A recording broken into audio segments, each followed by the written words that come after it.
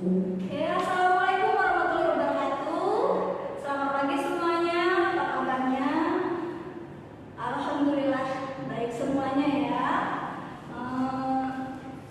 Untuk memulai pelajaran, kepada ketua kelasnya silakan pimpin doanya. Ya, terima kasih. Sebelum memulai lagi, adakah teman-temannya yang tidak hadir? Hadir semua? Oh, alhamdulillah. Itu artinya kalian hadir semua dan dapat mengikuti pelajaran kita pada pagi hari ini dengan baik ya. Kemudian mengulas pelajaran kita minggu lalu. Ayo, yang masih ingat kemarin minggu lalu kita belajar apa? Iya, benar itu siapa? Jeffrey, benar. Kemarin kita itu belajar mengenai manusia purba di Indonesia. Ada yang masih ingat apa saja manusia purbanya? Itu yang di belakang. Coba, siapa namanya? Linda. Ayo, siapa saja manusia purba yang kita bahas minggu lalu? Nggak bisa. Ayo, makanya minggu lalu kan kita sudah belajar. Seharusnya kan kamu bisa ingat. Ayo, siapa yang bisa membantu si Linda? Ya, Agus? Iya, benar. Adanya manusia Meganthropus erectus. Kemudian, iya, manusia Pithecanthropus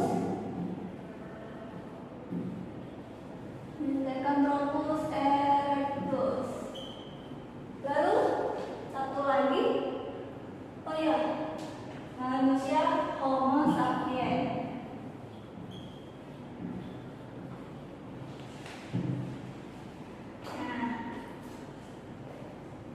Melanjutkan dari apa yang sudah kita pelajari minggu lalu, kita akan masuk ke materi.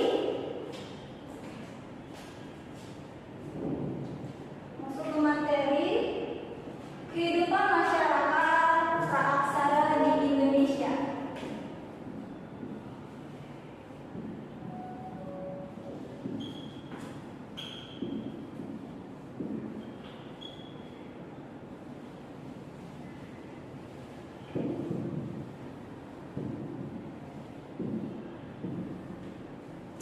Ya, ini adalah judul materi kita pada pagi hari ini.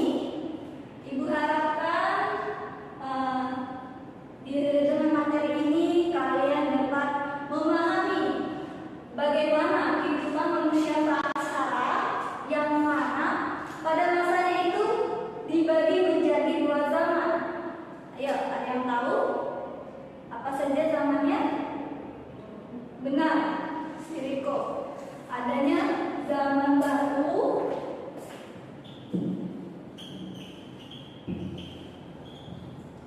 dan zaman logam. Untuk materi ini kita akan membahas yang zaman batunya terlebih dahulu. Di zaman batu ini juga terbagi menjadi 4 zaman. Ada yang tahu untuk pemanasan kita? Ya, benar. Ada 4 zaman. Yang pertama itu zaman Paleolitikum.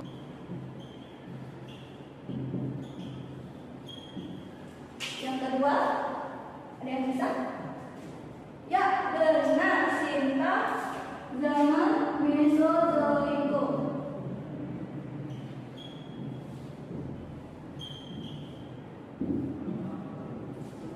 Yang keempat, ada lagi yang tahu?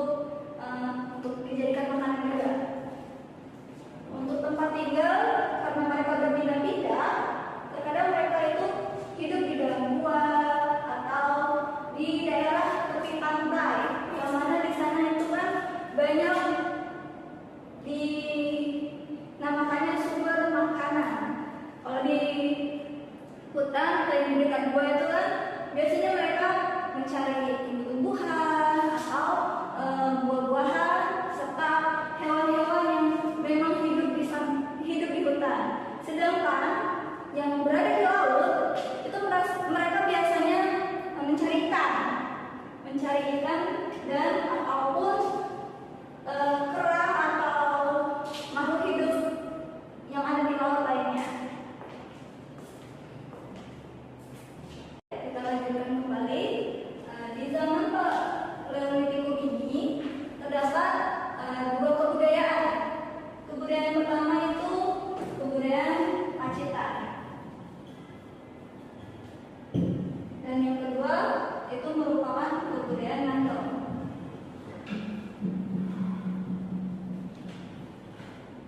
Di kebudayaan Pacitan ini terdapat alat atau senjata yang digunakan oleh manusia purba, yang mana itu senjatanya itu disebut sebagai kapak genggam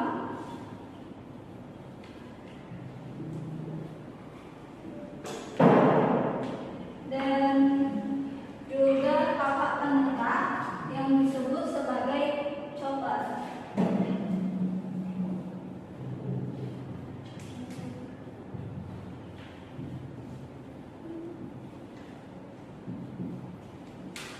Oke, kapak genggam ini bentuknya masih sederhana, merupakan batu yang dipahat ataupun dikikis, digunakan sebagai alat untuk mencari buah-buahan atau umbi-umbian yang berada di dalam tanah.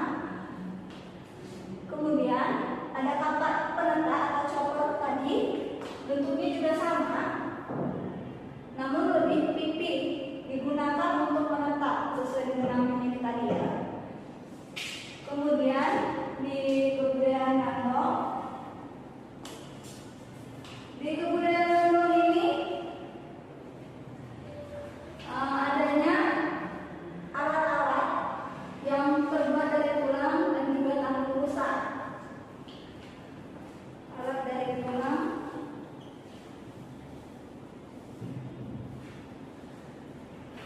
dan tanduk rusa.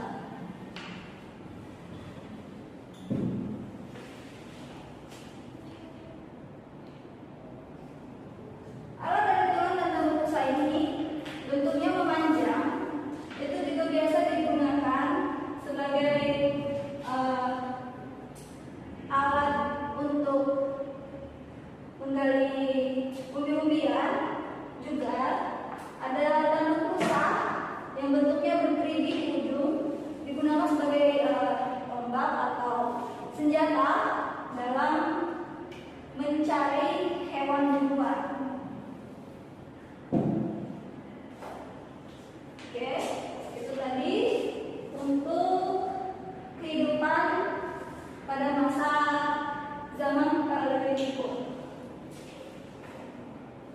Ya, untuk selanjutnya ada yang ingin kalian tanyakan mengenai zaman Paleolitikum ini?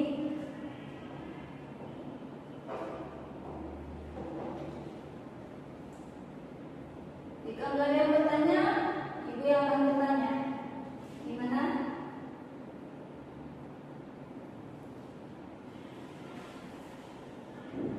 Oh iya, ibu kelupaan ada satu lagi alat di kebudayaan Nandong ini, yaitu bernama lakas. Lakas ini bentuknya sama seperti chopper.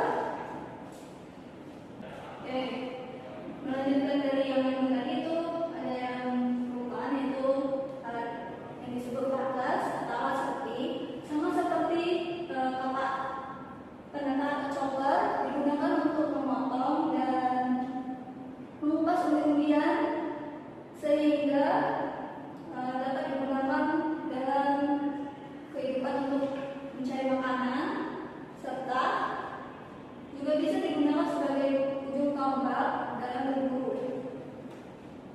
Oke, itu tadi penjelasan dari kehidupan manusia purba di zaman Paleolitikum.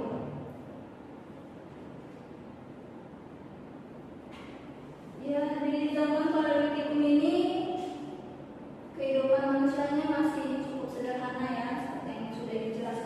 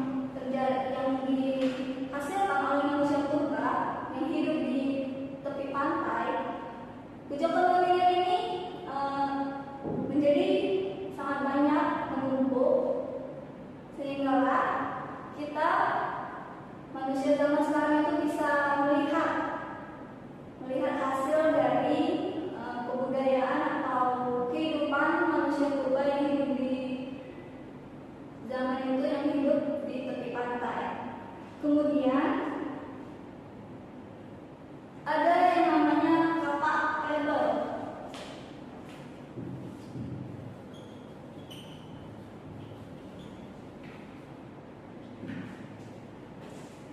Sama seperti kebudayaan-kebudayaan sebelumnya, yang mana yang namanya kapak ini biasanya kan digunakan untuk entah itu menetap, mengupas, dan mencari umbi-umbian yang ada di hutan serta buah-buahan demi menunjang kehidupan manusia purba di zaman itu.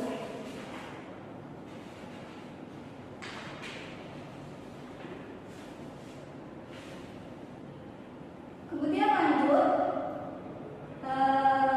di dalam zaman Mesozoikum ini ada yang namanya Albertosaurus.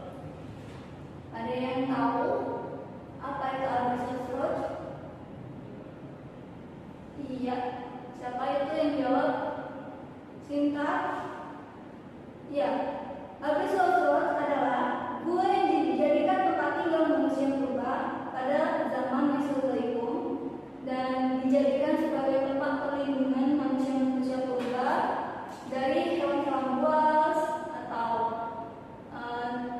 kondisi cuaca yang pada zaman itu kan cukup ekstrim, entah itu adanya badai, hujan, atau siang hari yang panas ya. Mereka hidupnya di dalam gua.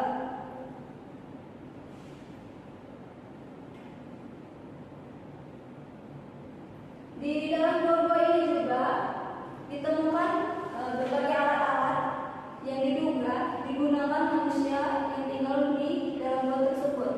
Itu baik berupa seperti kapanggang atau ya batu pipisan yang sudah diasap, karena di zaman Mesozoikum ini alat-alatnya sudah dibuat dan diperhalus yang berbeda jauh dari zaman Paleolitikum.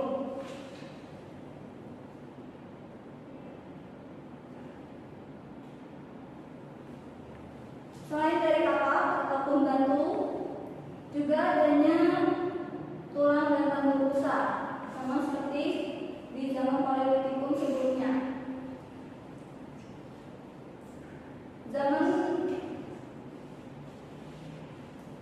Mesozoikum ini bisa disebut sebagai zaman peralihan dari zaman Paleolitikum, yang mana itu alat-alat yang digunakan sebelumnya itu masih sangat kasar dan juga masih sulit untuk dibuat. Di zaman ini alatnya itu sudah diperhalus dan sudah bisa digunakan dengan lebih efisien dari zaman sebelumnya. Oke, untuk minggu ini kita cukup membahas dua zaman ini dulu ya. Ini untuk penguatan materi. Coba yang di belakang dari tadi Ibu perhatikan, senyum-senyum terus, ngobrolin apa sih? Coba ulangi lagi. Zaman Paleolitikum tadi apa? Gak bisa jawab kan? Yuk, ada yang bisa bantu temannya? Iya, si Denny. Apa? Ya benar. Zaman Paleolitikum adalah zaman di mana kehidupan manusia purba itu masih sangat sederhana. Alat-alat yang digunakannya itu juga masih sangat kasar